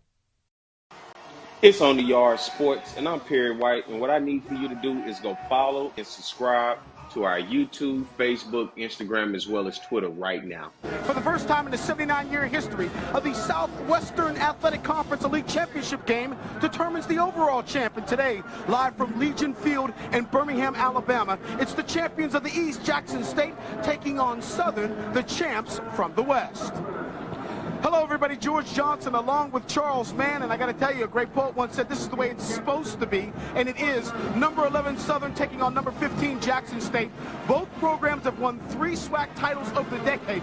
So it's only fitting in the first SWAC championship game we determine the program of the decade. We've got a lot of offense out on the field. And yet this guy right here, he's going to tell you this game's all about D. It's always all about D, George. You know that. It's always all about D. An all-pro defensive end is going to tell you that. When you think about Jackson State, this is a team that is very potent offensively, but defensively they've led the SWAC throughout most of the year, and they've got the best player in defense in the SWAC, and that's Tommy Head. Tommy Head. Get used to saying that name. You'll say it all day. He'll be all over the field. He's always around the football. He's the leading tackler on this team. He also has 5.5 sacks.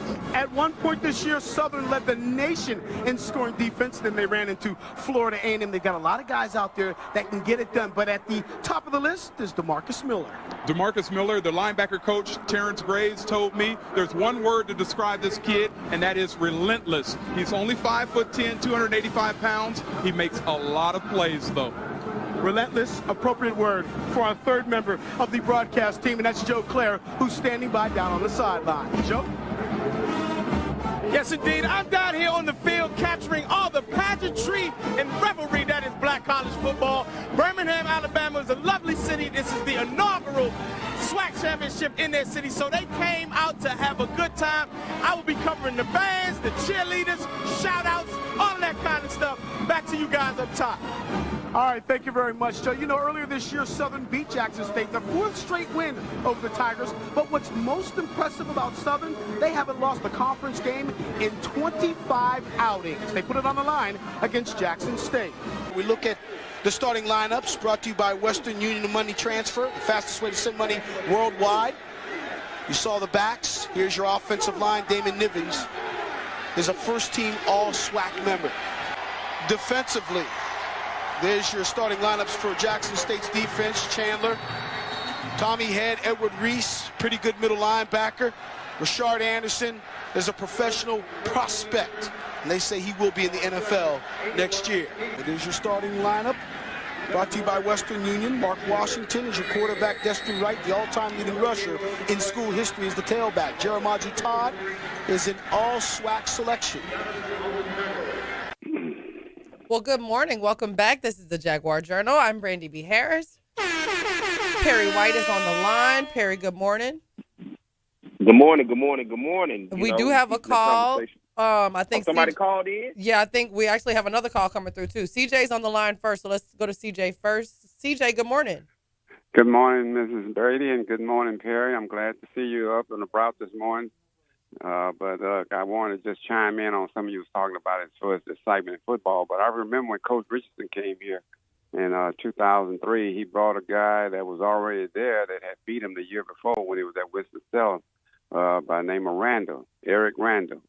Eric Randall had a young running back from him up there around Donaldsonville, Plaquemine area named Melvin Williams.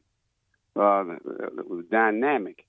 And that was they had control of that situation there in 2-3, 2-4, 2-5. But then they brought a guy in by the name of Adams out of California, which was a running back. Look, he was unbelievable. He set the stage, set the tone, set everything. Yeah, I mean, it was. They had a heck of a show going when Pete first came here.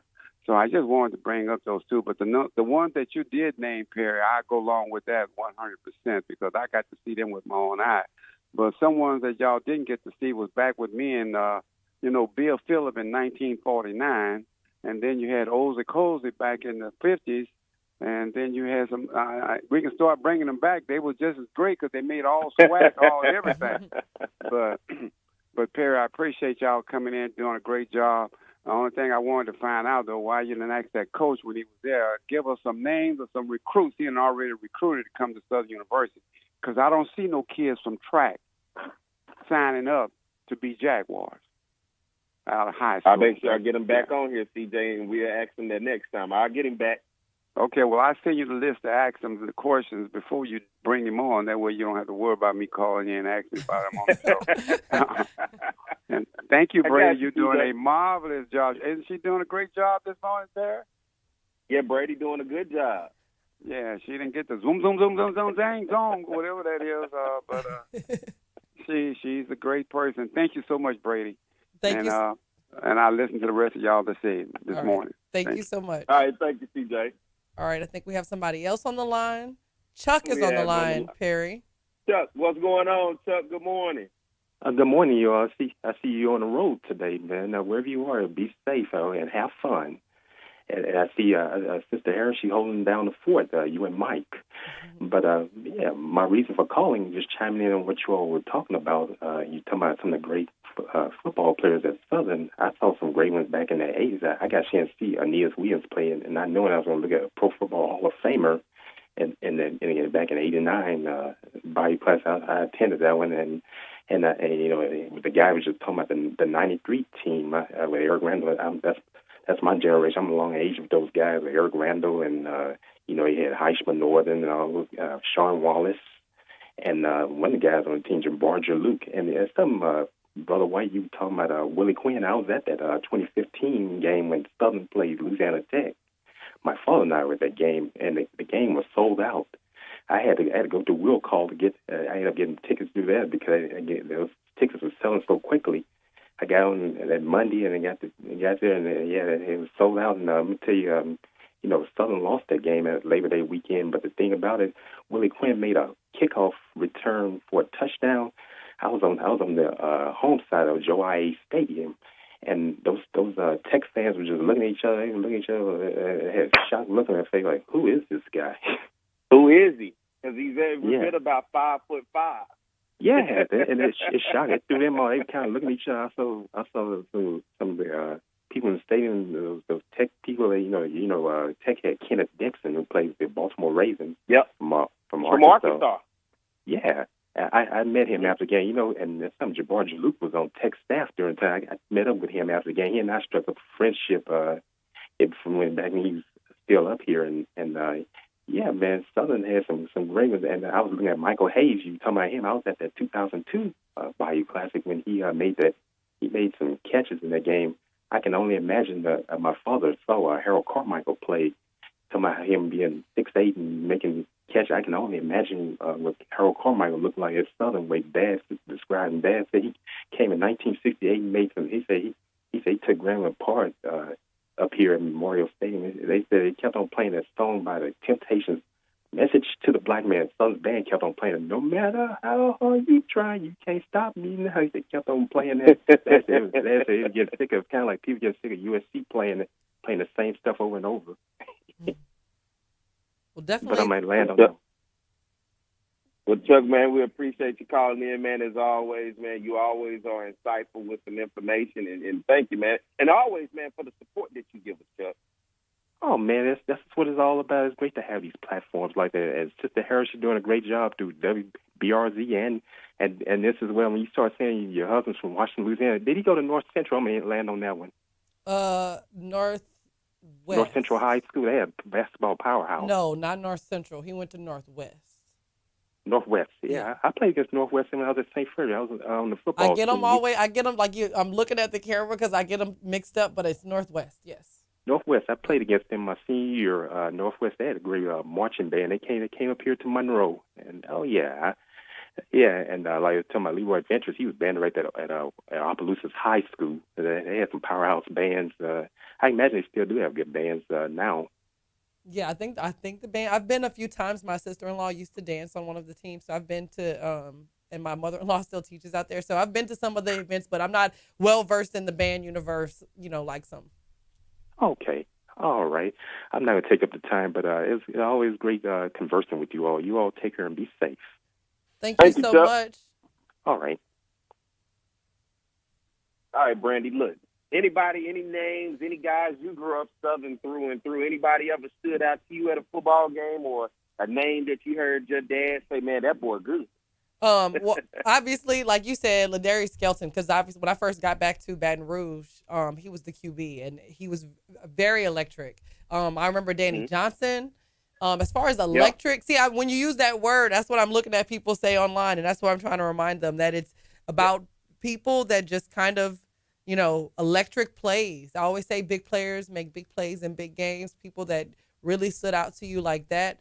And I would say probably those two that I'm thinking of off the top of my head that I saw with my own eyes.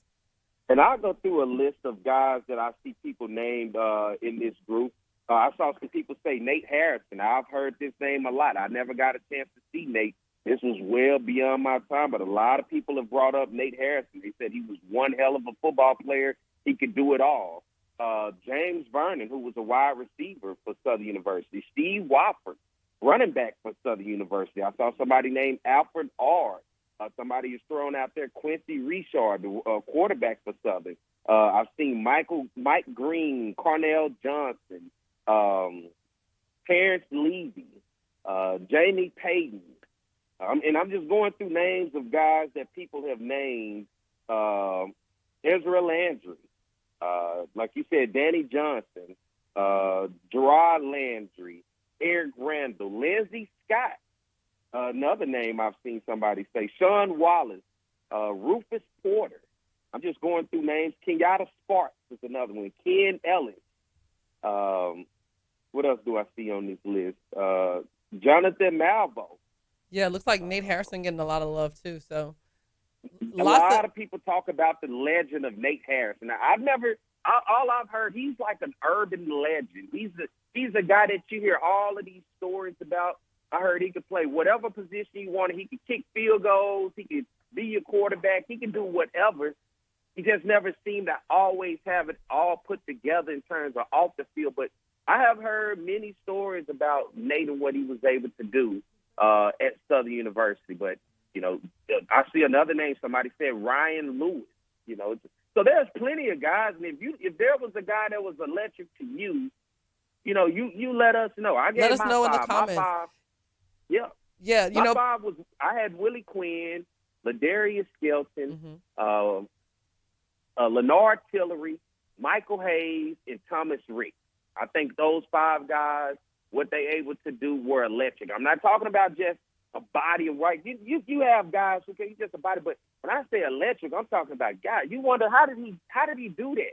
You know, how did he get away with that? I mean, even Ladarius, I saw him throw a pass to himself one time. That's how do you do that? Willie Quinn, the littlest, is Boosie say, the littlest thing on the court. Willie Quinn, the littlest thing on the field, getting away from all of these big-time guys. I mean, that was electric. Watching Tillery as a walk-on come to Southern and to become the all-time leading rusher in SWAC history. What he was able to do week in and week out, putting up 200 rushing yards, that was electric. Those types of things will stick with you as a fan forever. Well, Perry, I think we need to take a quick break. We're going to come back after these commercials and close this thing out on this beautiful Saturday morning. Wonderful conversation I think we've been having this morning about top 5 most electric SU football players, updates from track and field and tennis, and talking about that GPA situation and balancing student athletes being students and athletes. So let's take a quick break and we're going to close this thing out. We'll be right back. This is the Jaguar Journal.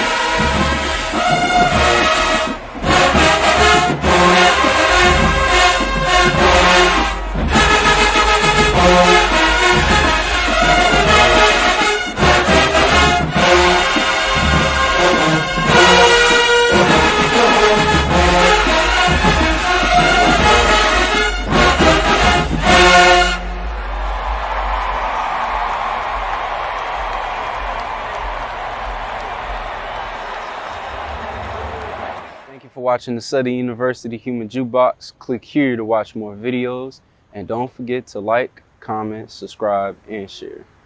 What's going on, everybody? I am Perry White. I'm the host of the Jaguar Journal. I want to make sure that you guys tune in live each and every Saturday morning from 7 a.m. to 9 a.m. on 107.3 FM. We also have our affiliates in Alexandria, Louisiana, as well as down in New Orleans. And if you're not able to catch us on radio live, you can subscribe to our YouTube channel as well as follow us on Facebook. It's the Jaguar Journal.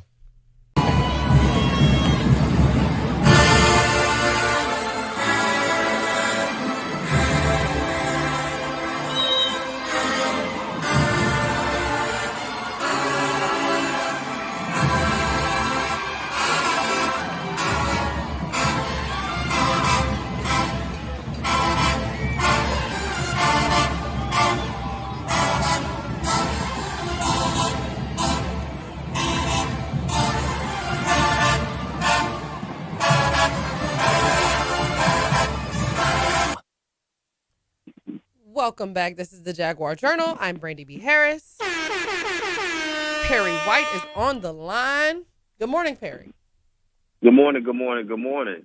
I do want to say something on the conversation we were just having about most electric Southern football players.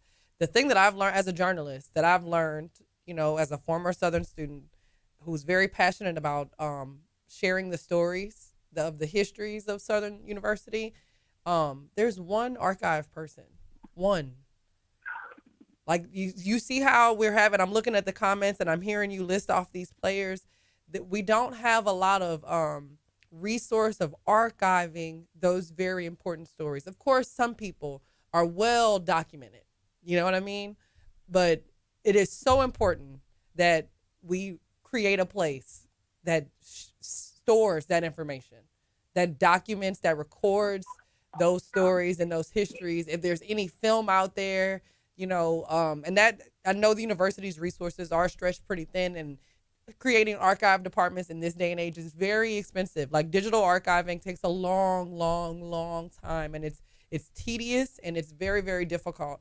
But boy, I wish we could create something that would store and document these very important records and information and people and names so that it's easy to find. So it's not just people, with lore and folktale basically sharing stories of the people that they remember. I know as of lately, present day, there's a lot of digital documentation, but a lot of these guys that people are talking about pre-90s, you know what I mean? There's not as much video. There's not as much archival or documentation. And I'm not blaming anybody at the university. The resources are stretched thin. And when you're talking about stuff like this is the bottom of the totem pole of where you got to put your money to when you're trying to run an active institution.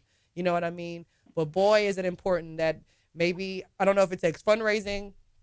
I know it would take money and resources, but it is so important. And I know that there are so many other, spots, so many other holes that need to be filled at the university, immediate needs. And I totally understand that, but it breaks my heart as a journalist, as someone who I value and appreciate and respect supremely, documentation and archiving and documents of record. It is so important that we have a space that stores all of these student athletes, not just football. I saw the same thing with baseball, you know what I mean, with all of the student athletes, for the whole athletic department to store this information so that these people and the great things that they've done as student athletes at that great institution, that remains available for people forever. Yeah, one of the things I've always thought in my head that Southern East a sports museum, a hall, like an athletic museum to tell us, because it has a rich history. We're talking track and field. We're talking tennis. We're talking baseball. We're talking basketball, football. I mean, the names can go on, and throughout generations. Right. We can go all the way back to the 40s, all the way up into today, of the type of athletes and the success that people have had that have come through and wore the colors of the blue and gold that we often forget about. I mean, just go back 10 years ago, a lot of people, Dre Joseph, right, through football, right? It's just that easy to forget who Dre Joseph is one of the all-time great quarterbacks at Southern. I mean, just Lenard Tillery, and I'm just using that as an example. I know I'm on football, but there's so many names of people that Perry, we have to be able to keep. P, I hate to cut you off. We do have a caller, and I want to get this in because we're getting up to the cutoff time. So let's take this call. Sam, good morning. Good morning. How you doing? Doing well. Thank you for calling in. Yes, my name is Sam Boatner. If y'all want to get a whole trove of material about sports at Southern University, get in contact with James Terry, Jr. He set up in Black History, particularly area library in East Baton Rouge Parish, and he goes to the different churches and stuff. But as soon as y'all go off the air, I'm gonna give you a number for this so that y'all can call him, try to contact him. Yeah, okay. We're good friends with James. I was going to say, I have Mr. Terry's phone number right here. I know Mr. Terry. Terry has rooms full of stuff on sports at Southern University. Well, that's what I mean. So when one person has it, that's thank not. Thank you for the call, Sam. No, thank you so much, Sam. And thank you so much. And that really just goes to what I'm saying. There are a lot of individuals around here in the region, like Mr. Terry. That's why as he's saying, I'm like, let me look up. I'm pretty sure I know this can't be the same Mr. Terry I'm talking about. And it sure is, because as a journalist, I'm looking for those people. So I know the archivists at Southern University in the library. I'm tapped in with these people, but there is no one unified central location for this information. Perry, I think you had a great idea there with, a Southern University Athletics Museum. Maybe that is a great way, to help archive and have that information available, not just available and stored in some box so that when a little reporter come around, you got to go find that box. You know what I mean? Having it available and on display where people can see all of those trophies and stuff. I would love for all of that stuff, all of those histories, those videos, some of those old uniforms to be on display. Huh? It's when a student comes in as a freshman that they know, not just as student athletes, that the great athletes, but that they know their history of Southern University. I mean, I went to an LSU Auburn game, right? I saw a young lady had to be about 19, 20 years old. She had on a Bo Jackson jersey. She's never seen Bo Jackson play. But it's the history of knowing the legend of who Bo Jackson is that lives on and resonates with fans no matter what generation you are, that you know who your legends are. And I'm using that just as an example that we have to push on who our legends are. That's what keeps the tradition and pride. That's what continues to have that pride, that fuel that burns to be proud of wearing that blue and gold, of knowing your past, to knowing where you are, to go into your future. We have to do a better job at telling our stories and archiving it like you're saying. And not only that, being able to tell the next generation about who was there before you and have pride about that, because there was some greats. And we got to have respect on that. And we got to put respect on those greats. And I think we often allow people to come, do great things, and then we forget about them. Right. Like, I mean, back in February, right before I got affiliated with Jaguar Journal, I was doing a story for Black History Month. Danny Goodwin, only overall #1 MLB draft pick to be picked twice. #1 overall, twice. Not once, but twice. Turned it down, comes to Southern, gets drafted #1 overall again in the MLB. Never been done again. It probably never will be done again. And that kind of history, to me, is important. All of those stories, all of those great people that have contributed to Southern University athletics. Well, Perry, I think we are at the end of our show. And I think this has been a great show. We've had a wonderful conversation today. I hope everyone will go like, share, subscribe on the YouTube, the Jaguar Journal on the YouTube. Any last thoughts, Perry? Nothing, man. You holding it down there, and I appreciate you for what you do. Appreciate Mike for everything you do. And appreciate everybody that's out there listening on the airwaves as well as watching us on social media and YouTube. Thank you guys for getting up each and every Saturday morning with us. And whether you're listening live on Saturday, on Sunday, or any day, we appreciate you for what you do and supporting what we got going on. Well, I'm Brandi B. Harris. Mike on the boards back there. Of course, Perry's out of town. This was the Jaguar Journal. Thank y'all so much. Y'all have a wonderful, wonderful weekend.